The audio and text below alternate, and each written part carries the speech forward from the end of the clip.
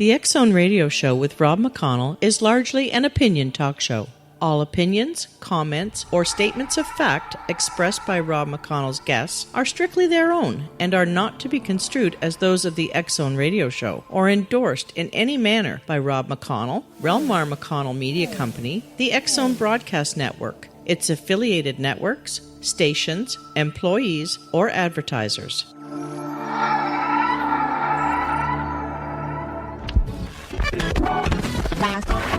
All Hit Radio.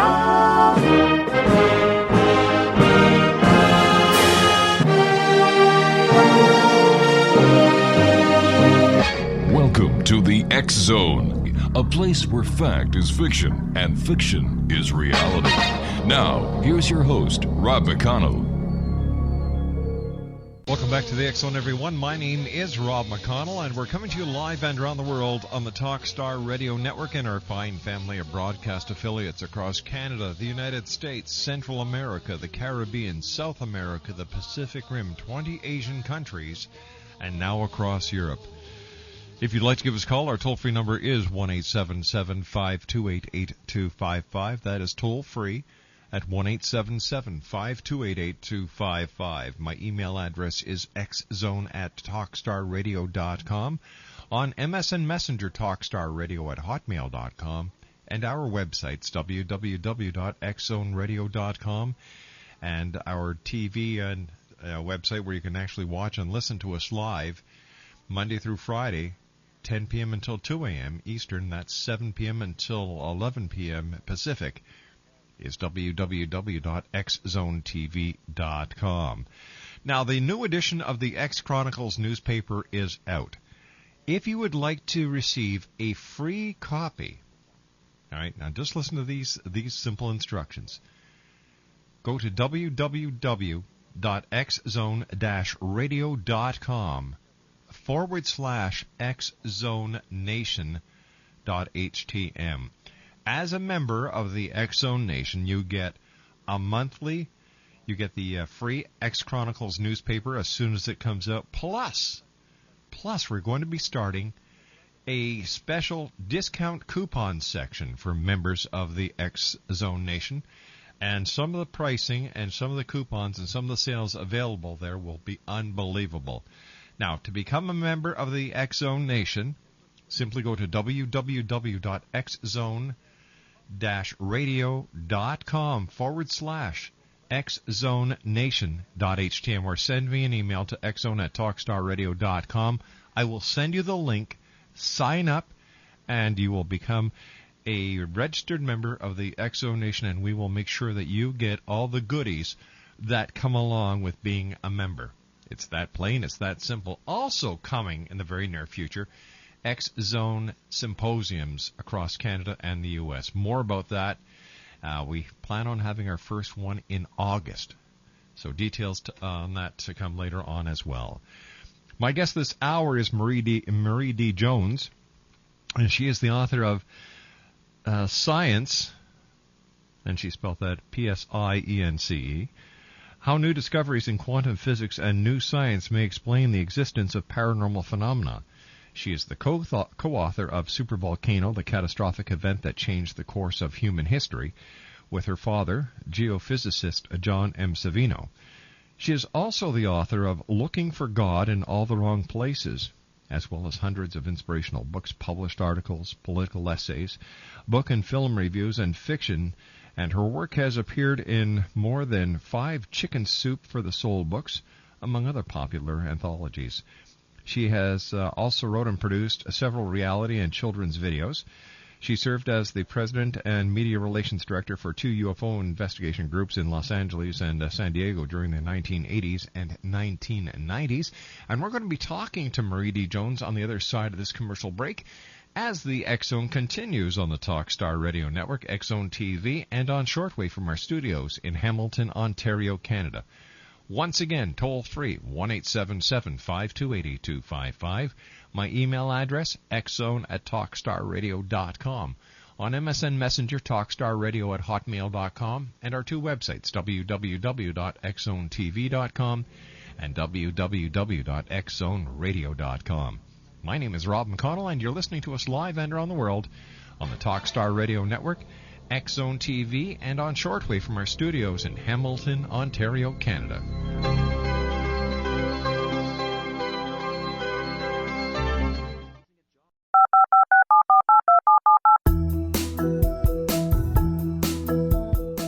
Did you know that when you're on the road with limited data or Wi-Fi, you can still listen to the X Zone Radio Show with Rob McConnell, The Science of Magic with Gwilda Wiyaka, X-1, Dimension X, Space Patrol, and every minute of the X Zone broadcast network by calling 213-401-0080, courtesy of Audio Now. No smartphone, app, or internet needed. It saves your data plan, and it's free if you have unlimited minutes. Call 213-401-0080 to listen on any phone, anytime, anywhere. Remember 213-401-0080 for the best of the paranormal, parapsychology, and sci-fi radio programming anywhere, 24/7, 365. Marie D. Jones is our very special guest. We're going to be talking about the year 2013. And Marie, welcome to the X Zone. So glad you could make it with us. How are you feeling? Oh, thanks for being so understanding and having me on. How are you feeling? How are you feeling? I'm actually doing better. That's great. I'm still on antibiotics, believe it or Really? not. I'm telling you. San Diego, California is a great place to live, but it is absolutely notorious for allergies, respiratory infections, sinus infections. And, you know, everybody's getting nailed down here. It's really something. Well, you know what? I've been whacked by it as well, and so has my wife, and we've been giving it back and forth to each other for a couple of weeks now, so I can sympathize with you 150%. And, you know, with me, the first thing that happens is I lose my voice. And that's not good because I talk a lot. And I need my voice. Yes, but, don't we all? You know, I think it's a throat chakra issue that I need to kind of look into. Well, there you go. I'm sure you can take care of it. Now, you and I are going to be discussing 2013 and 2012. Everybody knows about 2012, but Right. very few people think past 2012. Oh, exactly. And, you know, there's so many theories about the coming of the year 2012, Marie. What got you interested in writing this book? And what are the most important and most prominent theories you became aware of? Well, you know, the thing that really got to me was how many people didn't know anything about it or had heard, like, for example, I have my house up for sale, and my realtor saw my signature line on my email, and he saw that I'm writing this book, 2013, and he said, oh, you know, I saw something on the History Channel, and I kind of know about it, but I don't really. And so what I wanted to do is I wanted to write a book that could be handed to someone who knew very little or maybe nothing at all about all of the mythologies and the theories and the different stories surrounding this very enigmatic year of 2012. And I really wanted to do it from the objective viewpoint of, say, a reporter who literally sat down and just tried to accumulate all of the different information out there into one book. And it was really tough. But I think I got most of it in there. And you know, absolutely, I had to start with the biggest and most widely known theory of all, and that's the Mayan long count calendar, which experts believe ends on December 21st, 2012. And, you know, that's the main thing people think about when they talk about 2012, as you well know with the guests that you've had on, Sure. all of the books that are out there. But because people have written so much about it, I felt like, okay, I'm just going to devote one chapter sort of the basic education on the 2012, the different dates. You know, we've got the date of 2011 that's being discussed by some people. And I really only devoted one chapter to that. And I also devoted one chapter to the Judeo-Christian and Islamic sort of apocalyptic end times worldviews. And all of those, the Planet X, all of the very destructive and Armageddon-like theories that are out there. But mainly what really fascinated me is the stuff that is happening anyway in the world that I think is going to happen despite these theories. Whether these theories come true or not, we're really not going to know until that day. Exactly. But there's stuff happening, geopolitical things. I mean, we've got water shortages, we've got emerging diseases, we've got medical breakthroughs, we've got information technology, all this other stuff really started to kind of blow my mind, and I thought, wow, even if the Mayans, even if we're misinterpreting what they're saying, and we all will wake up on that first morning of 2013. I'm sure we will. Yeah, people are saying, is it going to be the end of the world, or are we going to be transformed? I believe there's going to be some big transformations coming, and they're already in play. And so that's really what I wanted to focus on, just some of the mind-blowing things that are going to be coming down the pike in just a few short years that are already going on. I mean, if you watch the news, you can see that there seem to be increases of certain things that are going on. So I really felt like my job was to present everything that is being talked about in terms of 2012 as if we made it through.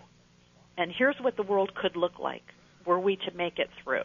You know what? I like that approach. I really do, because there's so many people doing doom and gloom. You kind of say, oh, come on. I know doom and gloom and blood sells, but be realistic. And, it didn't happen on Y2K. Exactly. It didn't happen on the supposed millennium, which most people got that year wrong anyway. Of course. And, I mean, all through all of the creation myths, you've got that sort of cyclical story of creation and destruction. So, but you know what? I heard something really fascinating last week that has stuck with me and has made more sense to me than a lot of other things have. Mm-hmm. We had a guest on last week, and he is a person who is very knowledgeable in theology.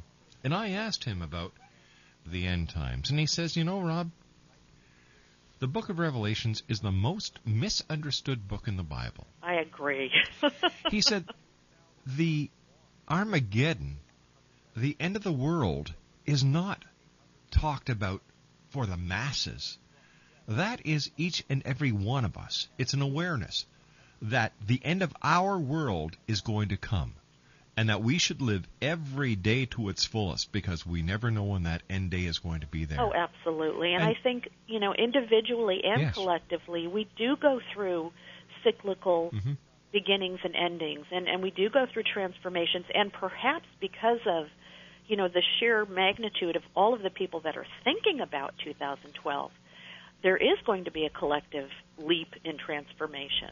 And I do have a whole chapter devoted to how much of this is happening because we're intending it. Mm-hmm. And I'm really a strong advocate of the power of intention. Oh, so am I. Yeah, and I think that, things are going to happen because people expect them to.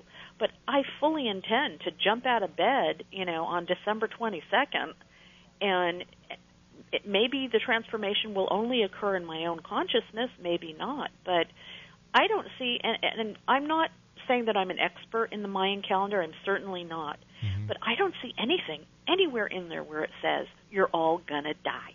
No. I mean, there's just nothing there. People just say, well, it's the end. It ends there. That doesn't mean that life doesn't go on. That doesn't mean that there's not another calendar. Maybe they ran out of chisels. Yeah, I don't know. My feeling is they just got really bored with the whole calendar thing and went on and did something else. But, there are some researchers that claim that there is evidence that there are dates beyond 2012 in some of the Mayan writings and on some of their architecture. But despite that, I think that, we latch on to these end-time theories, and I think they serve a purpose. I really do. Sure, to sell books, sell videos. Not just that, but I think people have this need to believe in a righteous cleansing, even if they're included in it. And I'm not quite sure where it comes from. A psychologist could probably tell you a lot better, but people seem to get really excited about the fact that the whole world could go to pot, and they could be included in that, in that widespread death. It's almost like a righteous type of judgment that people buy into. And I don't know if it's a religious thing or if it's a human thing, but it's almost like we have this need to try to predict our own demise. Well, I think it has a lot to do with what is going on in the world today. People see a lot of negativity. You turn on the TV, you watch the news channel, there's death, there's destruction, there are famines, there are homelessness, the economy is taking a bitter beating. Exactly. There are so many people who are losing their homes. To a lot of these people, losing their homes is the end of their world. Exactly, and I'll tell you, my house is up for sale right now. I'm trying to avoid foreclosure. Southern California. Wow. I mean, you have all heard about the market down here. Yep. But the thing is that you can change your perspective. I mean, to me, that's not as much of an ending as it could be a wonderful new beginning for my son and I. Oh. You know, to find a new place to live and not have this big house that we're never in anyway. But you see, I think it's just changing your perspective. You've got the right attitude.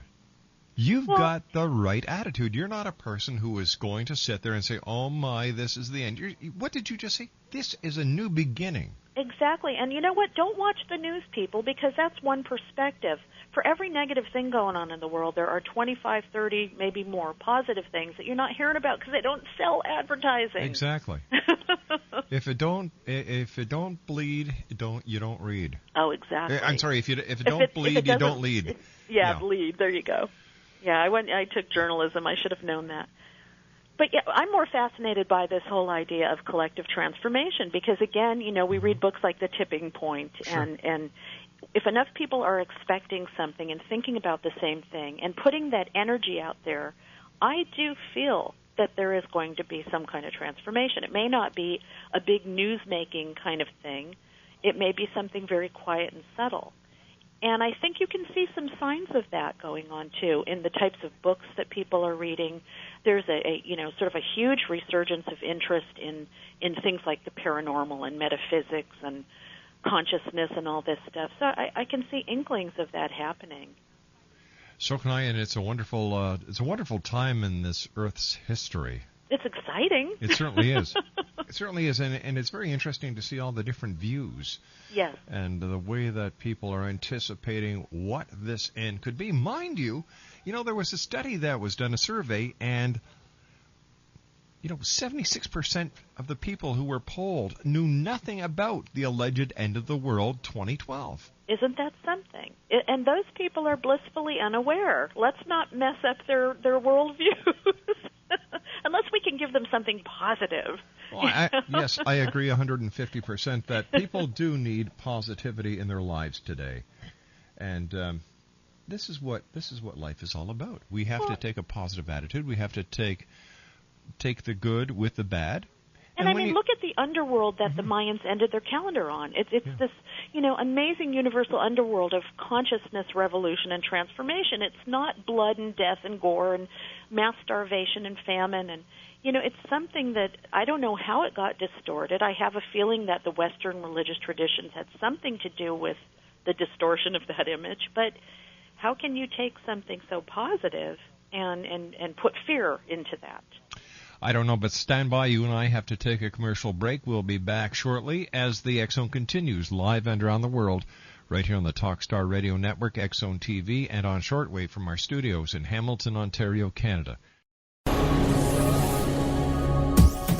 This is the X Zone Broadcast Network, broadcasting worldwide on broadcast affiliates and satellite program providers, including CNN Broadcast Network, Sirius Satellite Network, Star Media, Good News Radio Network, Angel Broadcast Network, Wiki Broadcast Network, and WPBN TV. For more information on the X Zone Broadcast Network, visit us at www.xzbn.net.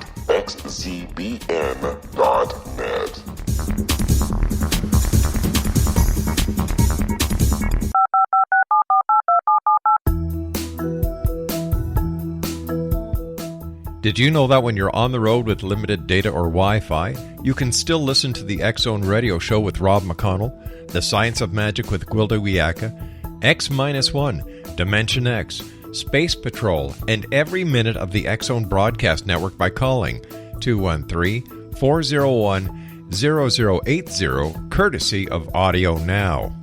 No smartphone, app, or internet needed. It saves your data plan, and it's free if you have unlimited minutes.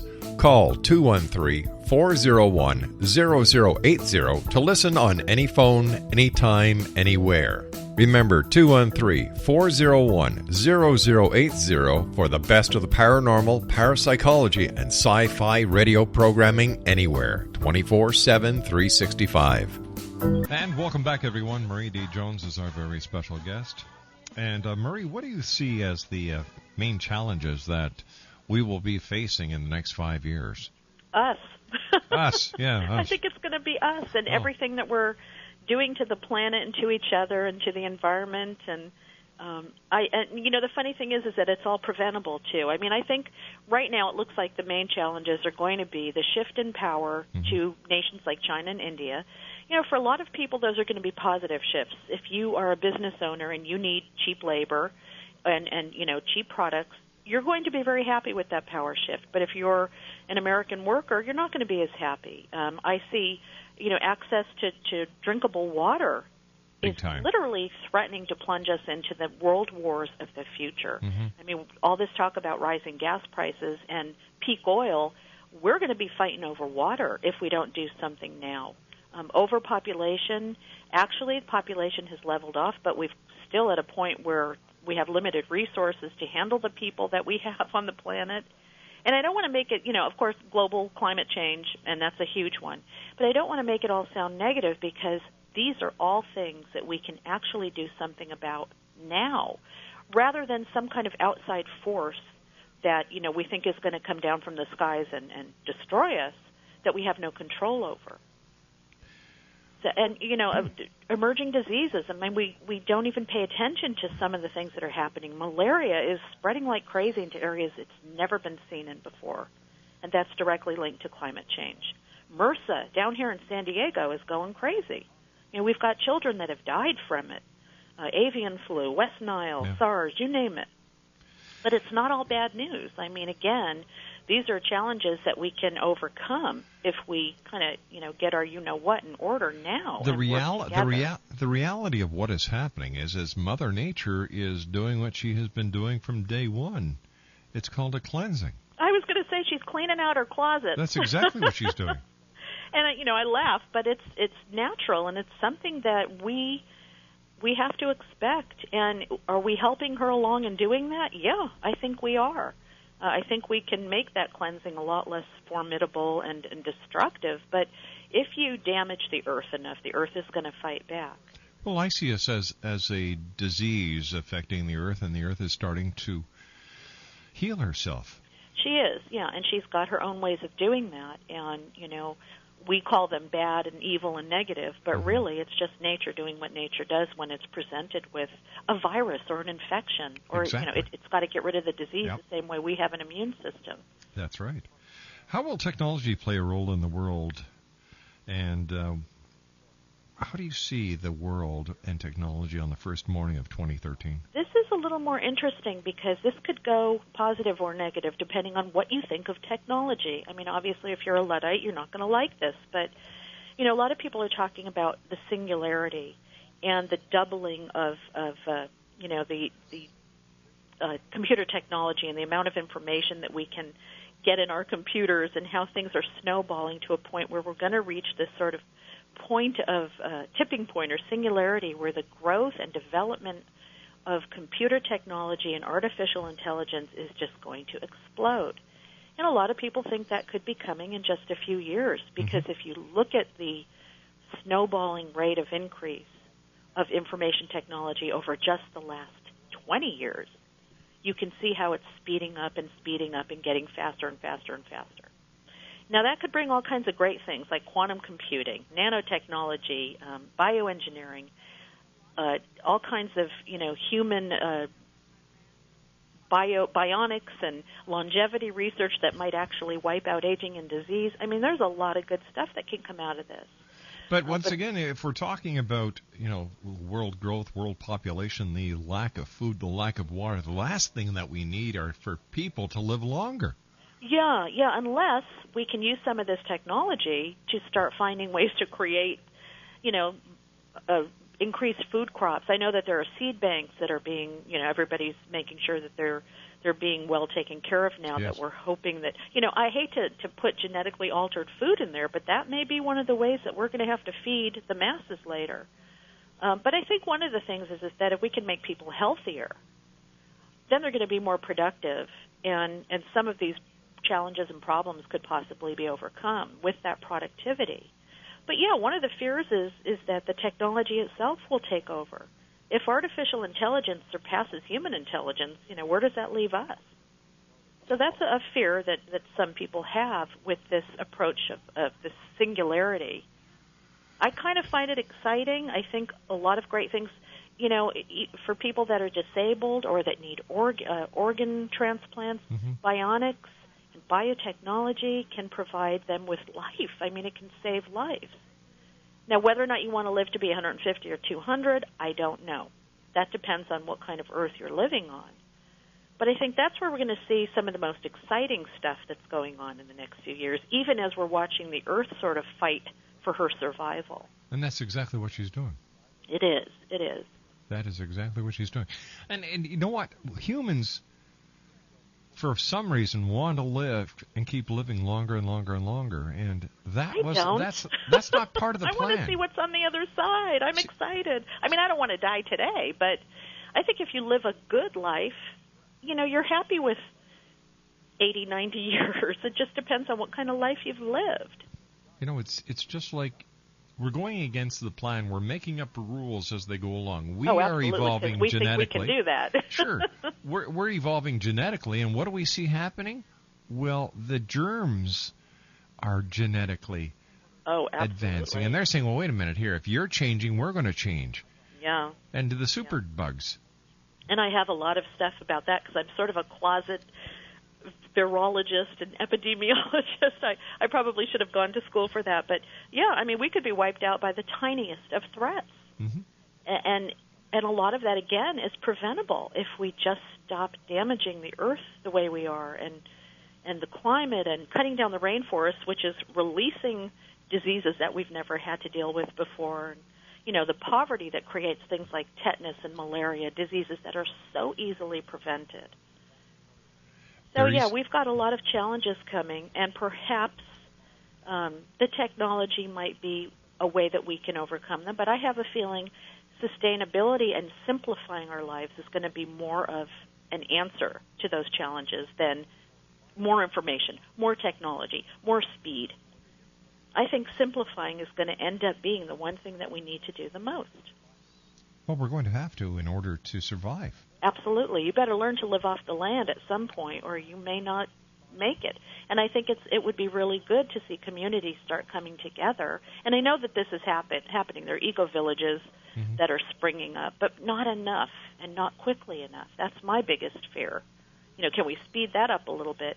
Getting people to realize that they don't have to do this alone. You can get together with your people in your community and try to figure out how you're going to survive the coming challenges. The challenges that are coming can be beaten, but people have to work together. It's not going to be just a matter of one neighborhood pulling its weight. It's going to be have people. To be global. Exactly. Yeah. A national, global, it's going to have to be big. And I think, the Internet can really play a part in that, and it already is. It's bringing people together to talk and exchange ideas. But again, there's still too much fear out there. There's too much of the fear-mongering about things are going to be bad, they're going to end, you're going to die, Yeah, it's the Y2K all over again. It is. And remember, nothing happened. I mean, my computer worked the next day just fine. I'm not saying that nothing's going to happen because I don't know for sure. I don't think anybody does. But really, if you look at the evidence and you look at the interpretations of the Mayan calendar, and people interpret things the way they want to. And for some reason, people feel they have to interpret us right into Armageddon. I don't know why.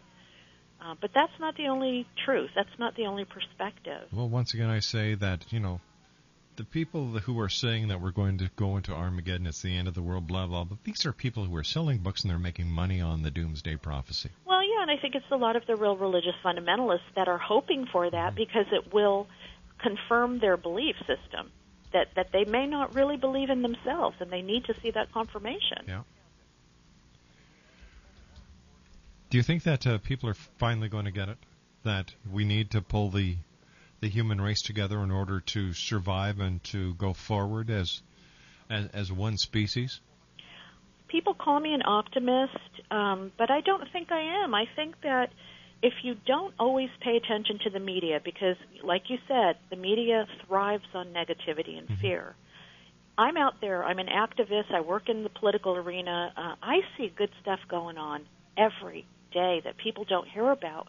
But I think the grassroots movements that are going on in, all countries, not just here in America where I am or in Canada where you are, but everywhere, that's really starting to explode. I think people are figuring out, one, can't do it alone. Yep.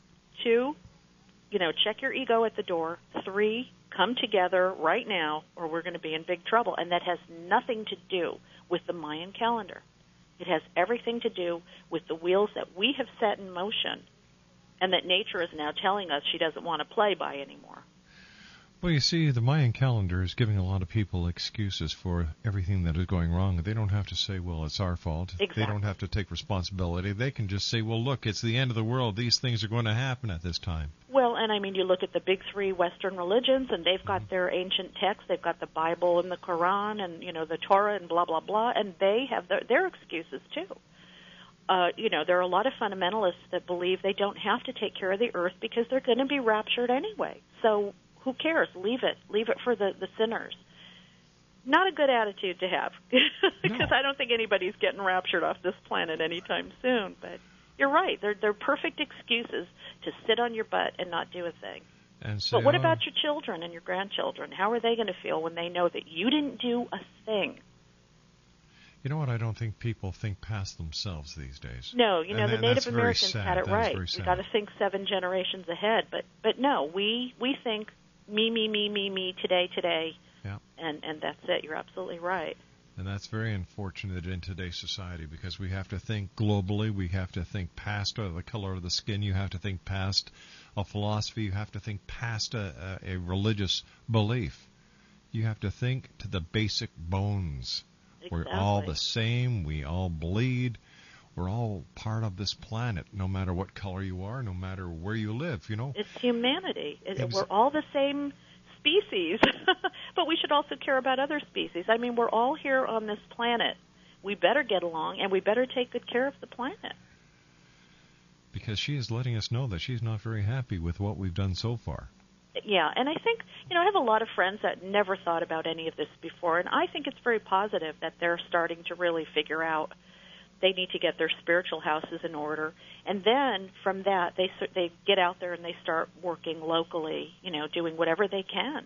Mm-hmm. So I think that's a good sign that the average person is saying, gee, this is not looking good. What should I do?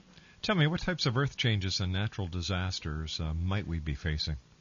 I think the same ones that we're always facing. I mean, I don't think there's going to be a supervolcano that's going to erupt. People talk about things like asteroid impacts. We're going to know if that's coming, and right now, I mean, that could happen next year, it could happen 2 years from now, it could happen 10 years from now. What is increasing, and again, it's because of the climate change, is flooding and drought. And here in Southern California, I was evacuated twice in October from wildfires. I mean, there are going to be some devastating things going on, famine, and there's plagues that are popping up, that kind of stuff. Now, in terms of things like earthquakes, my dad's a geophysicist, yes. and I bug him about this all the time. Big earthquakes happen all the time. There's no reason to believe that in 2012 there's going to be any bigger earthquakes than there could be tomorrow. In fact, the San Andreas Fault, the southern section, is imminent for a major quake. And that could happen, today, can happen 25 years from now. So I do talk a lot about what could happen, but I talk about it realistically. There's not a lot of proof except for the predictions that some people make in relationship to their theories, their religious theories or whatever. Yes. There's not a lot of physical proof that anything other than the stuff that is related to climate change is going to happen. You and I were speaking to your dad on the show one night. Right. And, we were talking about the San Andreas Fault, and it's been known for a long time that this is going to happen. It's just like Absolutely. You said, a matter of when. Yeah, absolutely. And based on some new studies that came out of Southern California, it is literally ready to go. But what that means in geological terms, what this means in radio terms, 25 years, we've got to take a commercial break. Please stand by. Marie D. Jones is our special guest, and we'll be back on the other side of this break as the X-Zone continues live and around the world on the Talkstar Radio Network from our studios in Hamilton, Ontario, Canada. This is the X-Zone Broadcast Network, broadcasting worldwide on broadcast affiliates and satellite program providers, including CNN Broadcast Network, Sirius Satellite Network, Star Media, Good News Radio Network, Angel Broadcast Network, Wiki Broadcast Network, and WPBN TV. For more information on the X-Zone Broadcast Network, visit us at www.xzbn.net. How do you think medicine will change by the time 2012 comes around? I think that has a lot to do with the sort of approaching that singularity point with computer technology and just the information that is coming at us. I think there's going to be a lot of breakthroughs. We're on the verge of some amazing things with bionics. Yeah. I have a son who's disabled, so I kind of keep up on a lot of this stuff. I think we're going to finally cure some diseases because, again, of this snowballing effect of information. However, I think, and I don't want to sound conspiratorial here, but I think the pharmaceutical industry will continue its stranglehold of, keeping certain cures under wraps. But I'm excited about some of the things that are coming. And again, it has to do with this increase of not just consciousness, but just our intelligence is increasing. And if we can keep that in balance with our compassion and taking care of the planet, we can become the human race that we've always aspired to be. Do you think that it's possible to prepare for 2012? Because I can't say with all certainty whether it's going to be good or bad, and I think there's going to be a lot of both. I think the best thing people can do is try to prepare for the natural disasters that could hit you at any time, a tornado, an earthquake. You should always be preparing for those things, depending on where you live. I don't think you can prepare for, quote-unquote, the end of the world or, quote-unquote, a leap in consciousness, except in your own life. Get your house in order. But my biggest thing would be don't wait. I mean, why would you wait to get your house in order? You could be hit by a bus tomorrow. Tell the people you love that you love them. Take care of your business. Go out and live your dreams. Don't wait till 2012 for some big aha moment, some massive Oprah Winfrey aha moment to occur. Start doing it now, because what if that doesn't happen? So the preparation thing is something that people ask me, and I'm almost stumped because if it is the end, why bother preparing? And if it's going to be this wonderful transformation, well, then you're in preparing for it now, even though you may not think you are. So get your life in order now. Don't wait. I think that my personal belief is 2012 is going to scare a lot of people, that it's going to be very natural for everybody to want to work together because so many people have had the hell scared out of them. Yeah, and I think there's going to be leaders that are going to really need to step up and take by the hand the people that are in fear. And I've heard from a lot of people that say that they feel compelled that this is their goal, to learn everything they can so that when this change happens, they'll be able to take the hands of those that are less prepared and that are living in fear and sort of lead them into this new, brave new world that we're going to be entering. I think that's sort of a wonderful vision. I think it's a great vision, and I think it's through getting the message out there that people need not fear everything that is a change, and people need not take everything for verbatim that is read on an ancient tablet. Exactly. Theories are theories until they actually happen, and we won't know until that year what's going to happen. Marie, I've got to say so long for tonight, but I do thank you very much for coming on. Always great having you with us. MarieDJones.com is the website, and I will be back with Patrick Cook after the news at the top of the hour as the X-Zone continues live and around the world right here on the Talkstar Radio Network from our studios in Hamilton, Ontario.